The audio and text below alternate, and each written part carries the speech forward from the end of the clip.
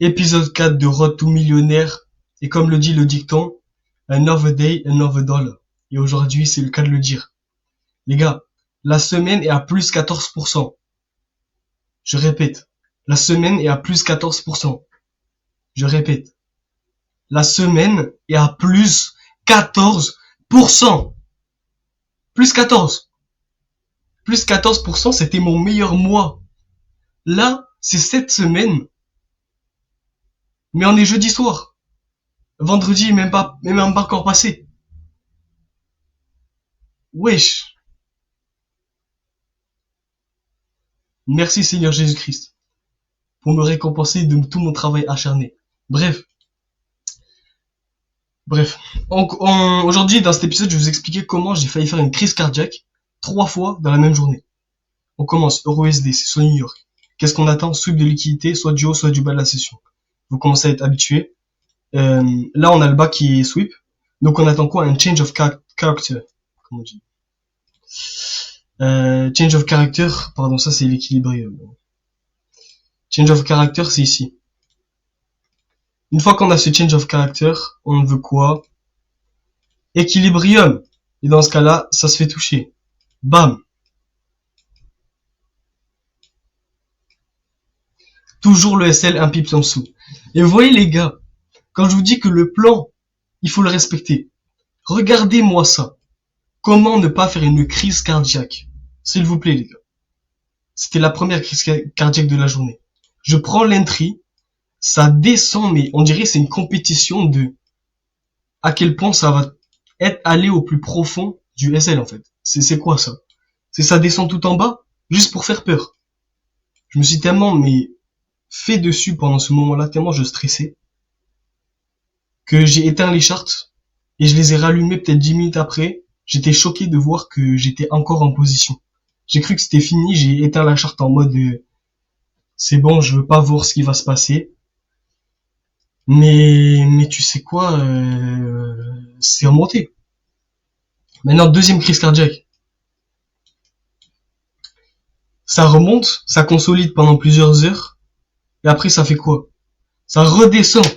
Et cette fois, je me suis dit, c'est bon, je suis cooked, c'est fini. En plus, il n'y avait pas le break-even, parce que le break-even, je le mets à partir de 2R, donc je me dis, c'est cooked.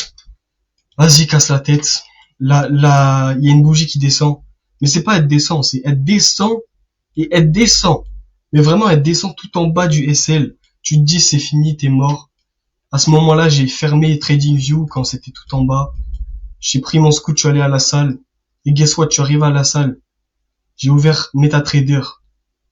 J'ai vu, j'étais encore en position. Je me suis dit, c'est pas possible. C'est une blague. Bref. Deuxième crise cardiaque. Troisième crise cardiaque de la journée, les gars. C'est GU. Parce que GU, c'est passé la même chose. On veut quoi? On veut un souffle de liquidité. On veut quoi? On veut un choche. On veut quoi?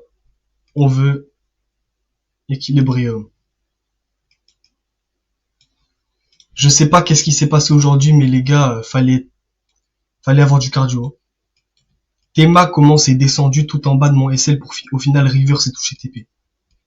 C'est aberrant. Bref. Quatrième crise cardiaque, en bonus, c'est en fait c'est pas une crise cardiaque, c'est juste une excuse que j'ai pour vous dire que j'ai battu mon record en cardio.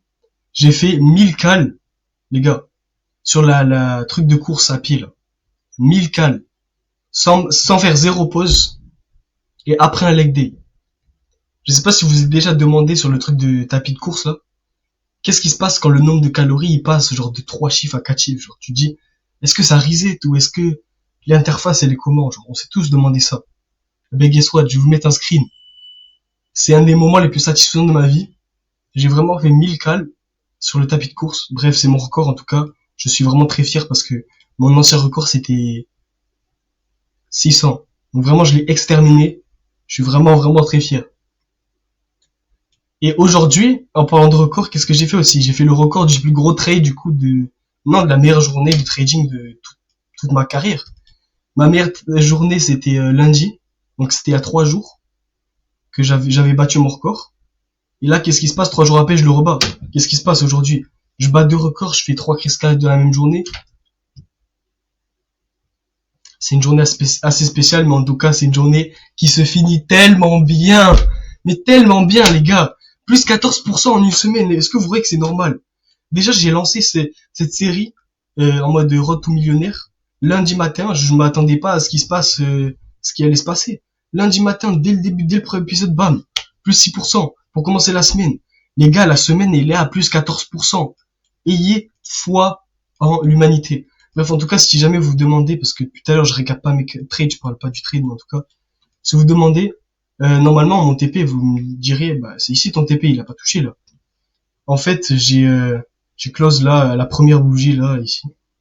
Mais, c'est pas bien d'avoir fait ça. Juste, j'ai stressé.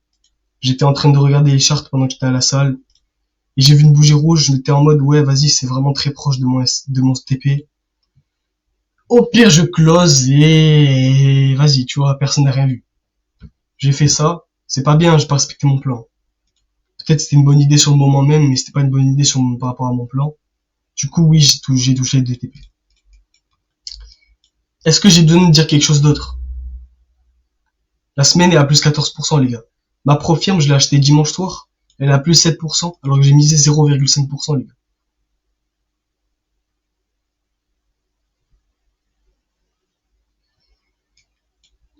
On se voit demain, épisode 5.